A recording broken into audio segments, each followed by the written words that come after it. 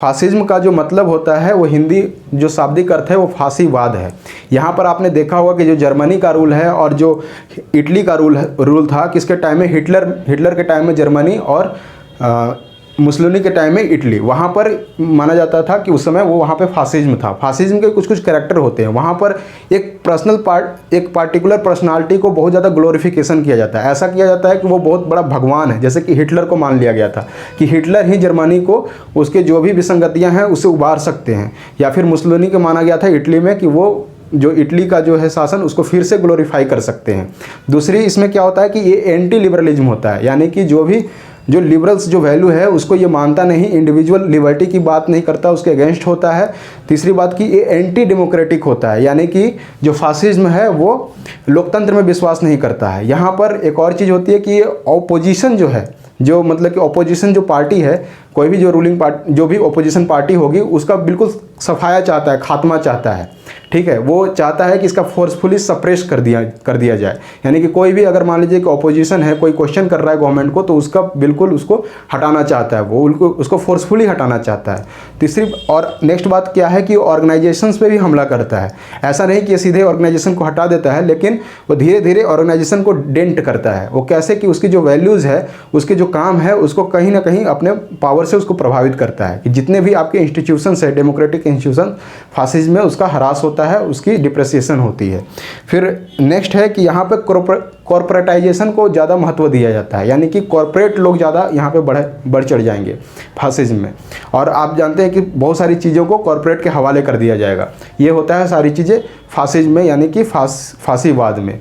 यहाँ तक कि फासिज्म जो फासिज्म जो कॉर्पोरेटिज्म है उसमें तो ये किया जाता है कि जो कॉर्पोरेट है उन पर भी स्टेट का बहुत ज़्यादा पहरा हो जाता है, सर्विलांस हो जाता है।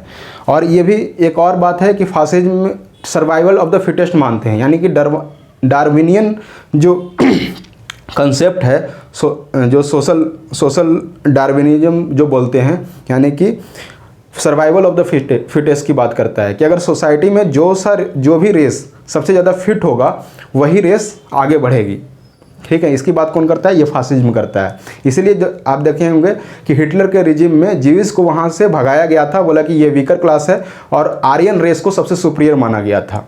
तो इस सिद्धांत पर ये काम करता है। तो इस तरह से हमने देखा कि फासिज्म होता क्या है। और प्लेटो बोलते हैं, जो कार्ल पॉपर है वो प्लेटो को फासिस्ट मानते हैं, फर्स्ट फासिस्ट। ठीक है, तो ये मैंने आपको फासिज्म का एक ओवरव्यू दिया।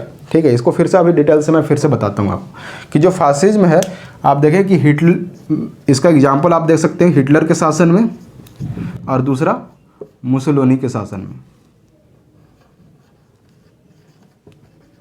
ठीक है, और ये क्या होता है, जो फासिज्म जो शक्तियाँ होती हैं वो होते हैं एंटी डेमोक्रेटिक होता है, इसको डेमोक्रेसी पसंद नहीं, लोकतंत्र पसंद नहीं।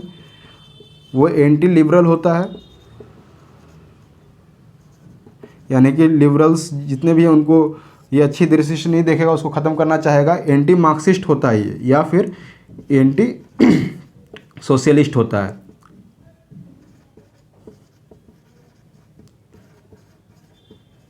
These are the features of fascism.